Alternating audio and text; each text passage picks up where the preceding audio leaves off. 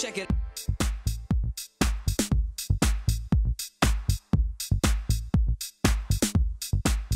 Déshabillez-moi.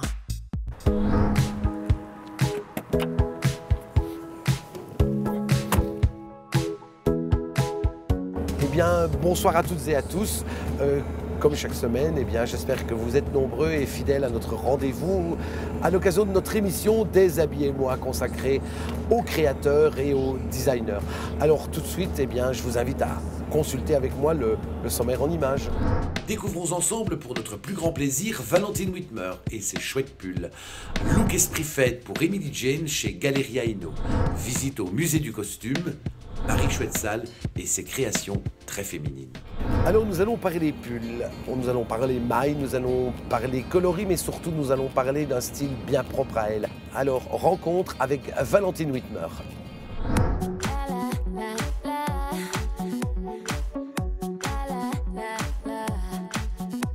Donc Valentine Whitmer Lab, c'est une marque que j'ai lancée en juillet 2015, à peu près. J'ai décidé en fait de travailler que sur le monoproduit, parce que je trouve qu'aujourd'hui c'est important d'arriver avec un produit qui est fort, qui est distinctif, et évidemment en Belgique un produit qu'on porte énormément, c'est le pull. Donc j'ai décidé de commencer avec 6 modèles pour la première saison, et puis j'ai développé, je suis montée jusqu'à 8 modèles, et puis maintenant pour l'hiver qui arrive on passe à plus ou moins 17 pièces. Donc tout est produit au Portugal, on achète nos fils en Italie, donc tout est made in Europe, et on travaille, notre production est basée sur le principe en fait de la taille unique. Et qui plaît en général, étant donné que le modèle est assez loose et assez facile à porter. En fait, c'est une taille qui convient à tout le monde et à tous les styles différents. Quelle est la genèse de votre projet? Donc j'ai toujours été passionnée de mode, j'ai toujours voulu lancer ma marque, je savais juste pas comment la lancer. Donc soit à la base je voulais commencer avec une gamme complète, donc c'est-à-dire pantalons, vestes, etc. Et puis je me suis dit qu'il était plus stratégique de commencer par un monoproduit. Et donc j'ai pensé aux pulls, étant donné qu'en Belgique on met des pulls facilement 9 mois par an à cause de la météo. Et peut-être plus tard je me lancerai dans d'autres produits, mais aujourd'hui je fais vraiment un focus sur la maille. Et donc sur les pulls en maille, et pour vraiment avoir une cohérence, en tout cas pour les saisons à venir. Et voilà, peut-être que plus tard je développerai autre chose, mais pour le moment je préfère vraiment faire un focus sur un produit en particulier. Parlez-moi matière. J'utilise des fils très différents en été et en hiver évidemment. En hiver, j'essaie d'avoir un maximum de cachemire, de la laine extra fine, mais évidemment tout ça a un prix, donc on essaie de trouver une formule qui fonctionne aussi bien pour le prix final, ainsi que pour la qualité du fil. Donc pour le moment, on travaille avec environ 20 à 30% de cachemire sur le fil, avec principalement de la laine, et il y a toujours un petit peu de polyamide, etc. pour que le pull ait de la tenue en fait. En été, c'est principalement la viscose et du coton, et à partir de l'hiver prochain, on va essayer de mélanger la soie avec le coton pour avoir une matière quand même un peu plus noble et qui passe très bien en fait en été. Décrivez-moi votre univers. Ce qui fait partie de notre univers, c'est clairement les couleurs et les formes. Je travaille beaucoup avec des lignes, avec des carrés, avec des rectangles, etc. Donc c'est ça qui rend justement le produit assez reconnaissable. Donc ce que je fais, c'est en effet, je m'inspire beaucoup de tout ce qui est... parfois ça part de rien, mais de l'architecture, du mélange de couleurs, de l'art, donc tout ça un peu mélangé. Et puis j'ai une idée qui vient, et ensuite je la développe. Et en fait, ce qui va beaucoup jouer sur le produit final, c'est le choix des couleurs. Donc je vais par exemple associer des couleurs qui à la base ne sont pas vraiment faites pour être ensemble. Quoique maintenant ça se voit de plus en plus, mais on mélange le rose et le rouge, ce qu'on ne faisait pas du tout il y a quelques années. Donc j'essaie de jouer avec des couleurs fortes, des couleurs qui tranchent, pour justement rendre ce produit justement différent des autres. Et donc c'est sur base en général de ces couleurs-là qu'on va évoluer et, donc, voilà, et proposer des choses différentes. Donc ça part vraiment à la base d'un modèle qui est assez standard, qui est notre structure, mais on la développe au fur et à mesure des saisons, en jouant avec les couleurs, les formes, etc. Quelles sont vos originalités en matière de création? Ce qu'il faut, c'est créer une pièce forte, avec des couleurs justement qu'on n'a pas l'habitude de voir et pas l'habitude d'assembler. Et donc voilà, en fait c'est une pièce qui va se porter, donc une pièce qui va être assez forte, qui va se porter justement avec quelque chose de simple. Donc un pantalon blanc, un jeans, et c'est comme ça en fait que ça contrebalance en fait un look. Avec par exemple des baskets blanches ou des trucs très simples. En fait c'est vraiment une pièce qui va habiller un look.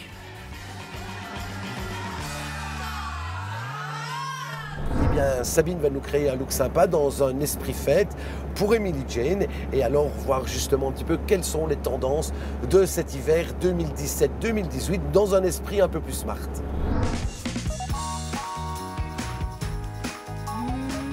Alors aujourd'hui, pour un look de fête, je vais chercher ma pièce maîtresse. Oh, la voilà ma pièce maîtresse. Ah oui. Sobre, classe, idéal. Alors là, la robe, elle est magnifique. Il faudrait quelque chose pour habiller un peu les épaules. Une étole, un petit voile. Mais c'est sublime, là, la combinaison. C'est impeccable. Vous voyez, c'est une magnifique pièce. Il me faudrait des escarpins. Assez classe. Oui, c'est bon. Voilà l'accessoire qui me manque, la pochette. Le coordonnées fonctionne. C'est parfait, mon look est terminé. Eh bien aujourd'hui, Déshabillez-moi a eu envie, tout simplement, de pousser les portes d'un musée. Oui, ben voilà, une fois n'est pas coutume, nous allons pousser les portes du musée du costume. Vous allez découvrir avec moi toutes les richesses de cet endroit.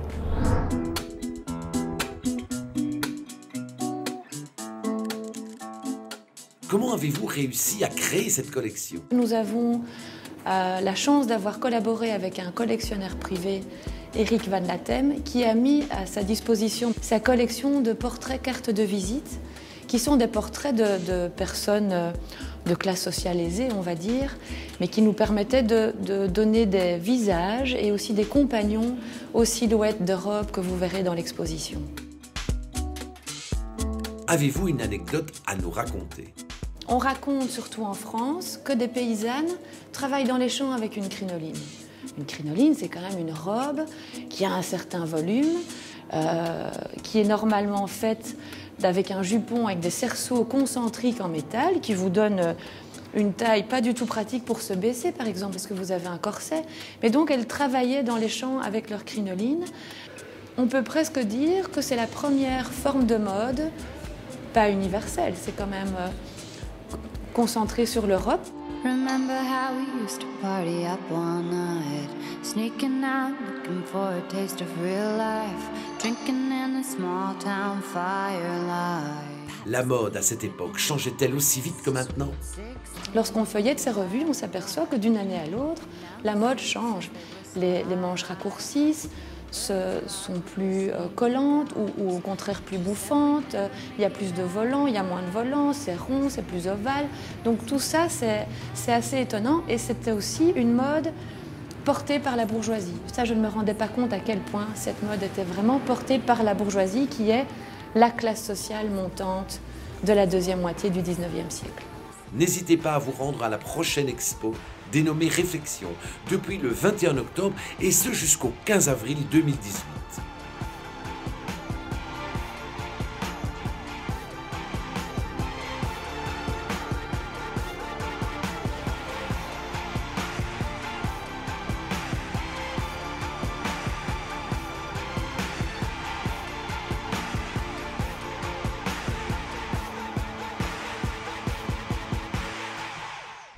Alors aujourd'hui, nous sommes partis dans un esprit fête.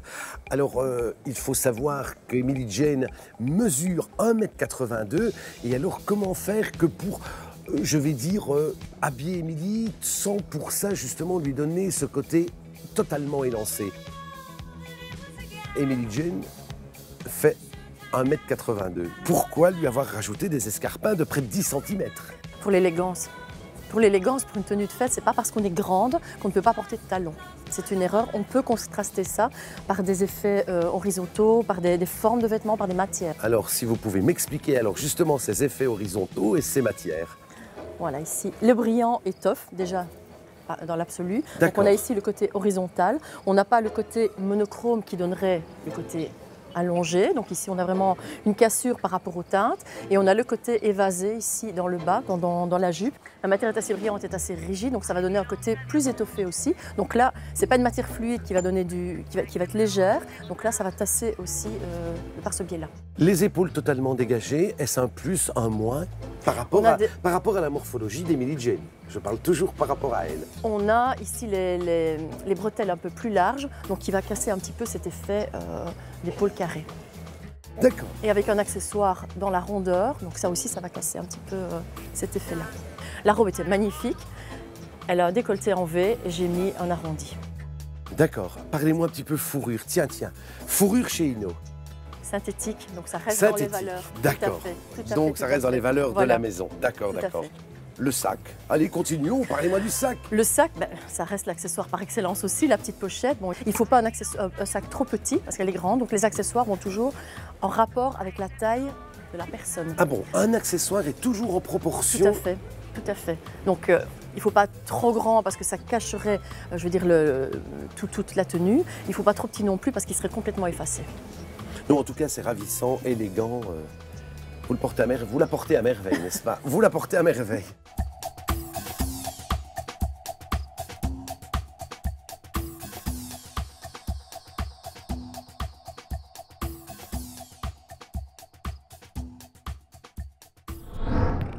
Couleur, fantaisie, originalité, créativité, tels sont les atouts de Marie Schwetzal, styliste.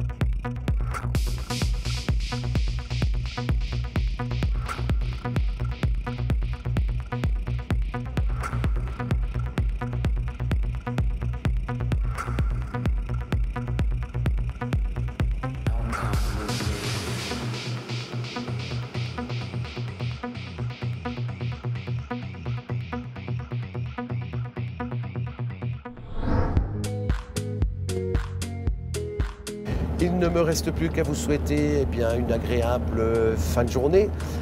Rendez-vous la semaine prochaine, même jour, même heure. Ciao.